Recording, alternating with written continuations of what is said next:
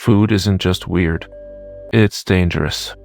It scams you, humiliates you, sometimes even sets you on fire. Welcome to part 4, where every bite feels like a crime. Saffron, red gold of madness. You open a tiny jar. Inside, fragile red threads, soft as hair. Pretty. Dancion, non-reyen. Harmless. Until you learn it takes UAI 75,000 flour sand to make 1 pound. That pound? Worth more than gold. Kings went broke. Armies spilled blood. Merchants smuggled it under penalty of death. Sprinkle saffron on your rice, and you're not eating spice. You're eating treasure dust, the kind people once killed for. Salt, the paycheck you can lick. You shake it on fries without thinking. Rome built an empire on it. Salt was so valuable, soldiers were repaid in etchi. That's where salary comes from. Imagine crawling home from battle, covered in scars, only to collect your paycheck in crystals you could lick. You didn't earn gold. You earned soup toppings. History's greatest army, fueled by seasoning. Cinnamon, the tree that bleeds. You smell it and think Christmas. Warmth, comfort. But cinnamon comes from violence. Farmers slice into trees, peel back their bark like skin, strip the flesh inside, and dry it until it curls. That sprinkle on your toast? A tree's skeleton shaved down and sugared up. Sweetness carved from scars. Wasabi, the great green fraud. You dip your sushi, nose burning, eyes watering. But here's the scam.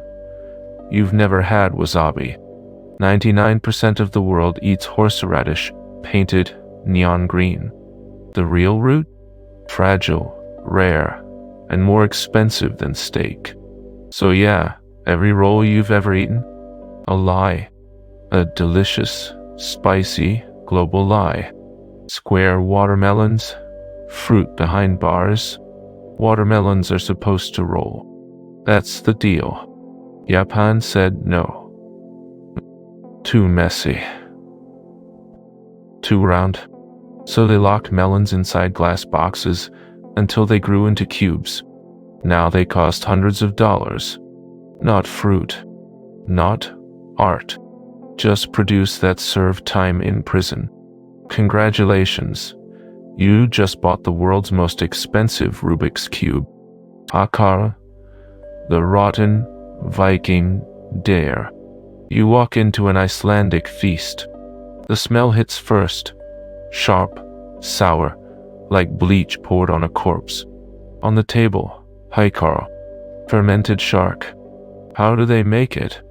They bury it underground, leave it to rot for months, then dig it up and call it dinner. Locals chew with pride. Tourists gag, some can't even swallow. It's not dinner, it's initiation. One bite, and you either prove yourself Viking, or spend the night praying to the bathroom gods. Lentils, India's secret engine. Tiny, boring, forgettable. Except they feed over 1 billion people a day. India eats more lentils than the rest of the world combined.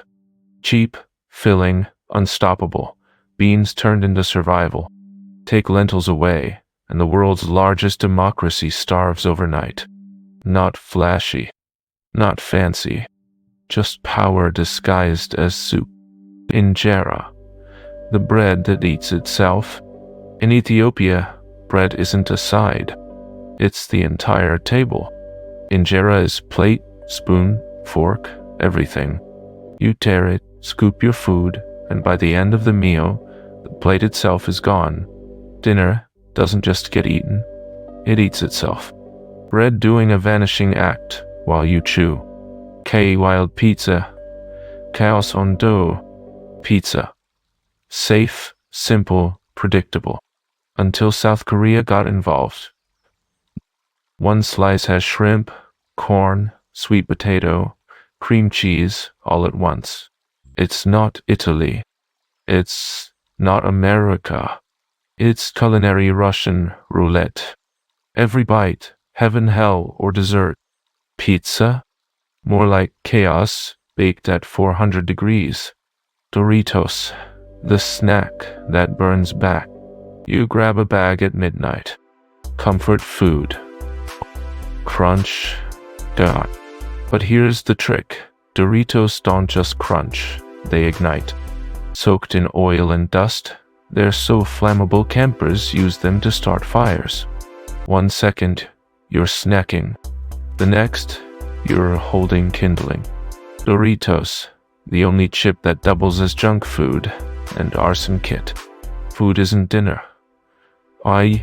It's ransom. It's fraud. It's torture. It's survival. And sometimes, it's literally plotting to set you on fire. Stay curious. Stay crate. Batterend. One was so amazed.